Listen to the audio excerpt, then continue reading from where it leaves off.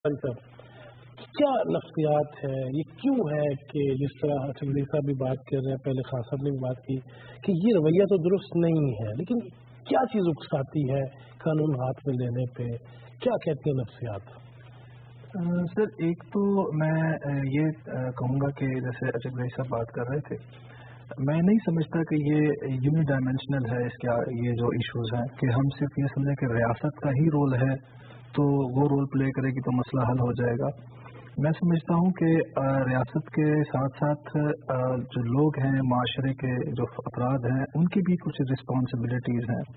جیسے وہ ایک مقولہ ہے کہ child who is only educated at school is in educated.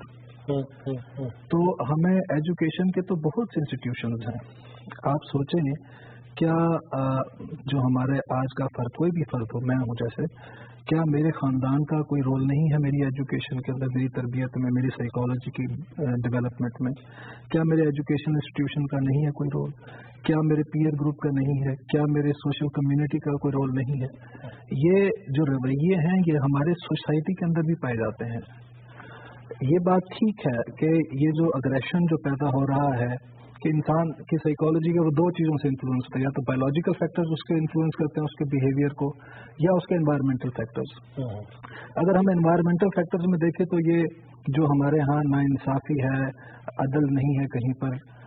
اچک بھائی صاحب نے سے کہا کہ جب لوگوں کو سزا نہیں دی جائے گی تو لوگ ہاتھ میں لیں گے. اگرچہ میں اس بات سے جزوی اختلاف رکھوں گا یہ کہ یہ نیریٹو بھی ٹھیک نہیں ہے میرے نزدیک کہ اگر اسٹیٹ نہیں کر رہی تو کوئی اپنی بہن کے ریپ کا بدلہ لے گا. میں یہ سمجھتا ہوں کہ ہمیں یہ نیریٹو دینا چاہیے کہ اگر آپ یہ سمجھتے ہیں کہ اسٹیٹ اپنی ذمہ داری پوری نہیں کر رہی یا گورنمنٹ اپنی ذمہ داری پوری نہیں کر رہی تو آپ اس نظام کو بدلنے کی جدوجہد کریں، کوشش کریں، بجائے اس کے کہ افراد کو آپ وکٹمائز کریں، ان کو آپ ٹارگیٹ کریں. نظام کو کیسے بدلیں گے؟ اسی بیچ چوک میں کفن لے کے حضرت صاحب آئے تھے نظام بدلنے کے لیے، ویسے بدلیں؟ نہیں، ایسے نہیں. آپ سوشل موومنٹ جب آپ چلاتے ہیں ایک تو وہ کسی ایک جگہ پر کنسنٹریٹڈ نہیں ہوتی. آپ کو اگر پورے ملک کی سطح پر تبدیلی لانی ہے تو آپ کو وہ موومنٹ کو پھیلانا ہوگا پورے ملک کی سطح پر. آپ کی سوسائٹی کے ہر سیکشن سے، ہر طبقے سے لوگ آپ کی اس موومنٹ کا پارٹ ہوں، جس کو سب اونرشپ دے رہے ہوں، تو تبھی وہ موومنٹ سکسیسفل ہو سکتی ہے. اور دھرنا پھر ایسا کبھی نہیں ہوتا کہ یہ تو ویسے بھی پولیٹیکل تھوڑا سا سینس جو رکھتا ہو وہ سمجھ سکتا ہے کہ اگر آپ اپنی ساری پاور ایک ہی جگہ پر جا کے کنسنٹریٹ کر دیتے تو آپ کو جو کرش کرنے والی قوت ہے ان کے لیے کتنا آسان ہو جائے گا آپ کو کرش کرنا.